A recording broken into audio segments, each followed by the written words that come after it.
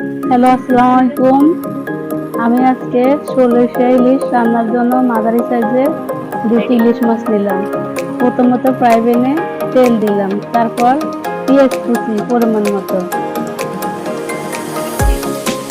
তারপর দিলাম এক চামচ পরিমাণ আদা জিরা বাটা,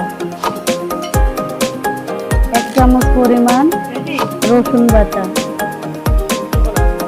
তারপর হাফ কাপ পরিমাণ পেঁয়াজ বাটা দিলাম,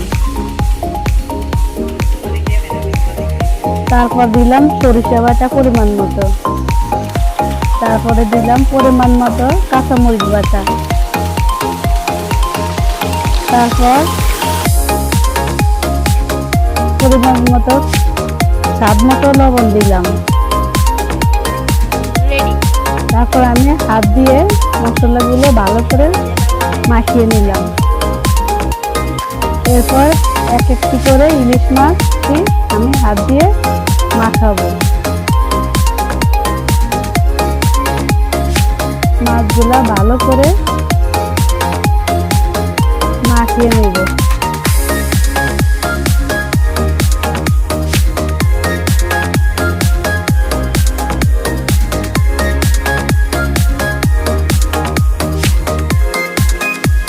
মাছগুলো মাখানো শেষ হলে আমি কিছুটা পানি দিয়ে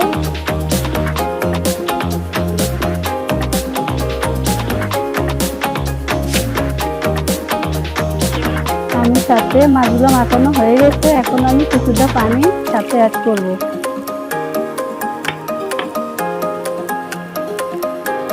ভালো করে হাত দিয়ে মাছগুলো মশলা দিয়ে ঢেকে দিলাম।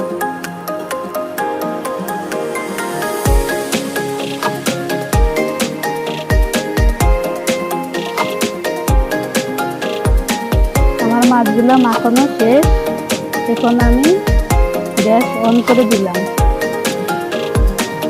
চুলায় রান্নার জন্য কড়াইতে দিলাম। মাছটি হালকা বলক আসছে, নেড়ে চেড়ে মাছটি ডুবে দিকে দিলাম। মাছটি ডুবিয়ে দিলাম। এরপর নাড়াচাড়া দিয়ে আমি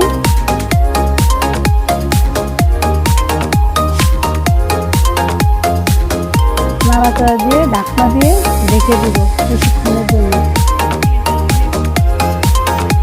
5 মিনিট পরে ঢাকনাটা খুলে আরেকটু নেড়ে চেড়ে দিলাম।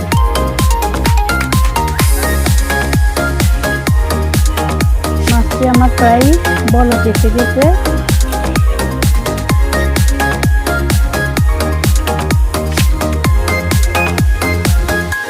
মাছটি হালকাভাবে নাড়তে হবে যাতে মাছটি না বেরিয়ে যায়।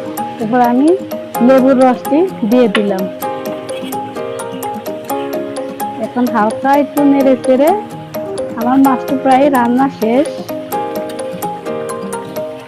আমার মাছটি প্রায় হয়ে গেছে।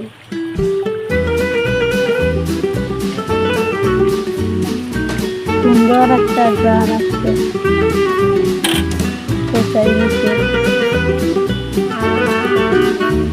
আমার মাছটি প্রায় রান্না কমপ্লিট। এখন আমি পরিবেশন করলাম। মাছটি দেখতে অনেক সুন্দর হয়েছে, কালারটাও অনেক সুন্দর, খেতেও মনে হচ্ছে অনেক সুস্বাদু হবে।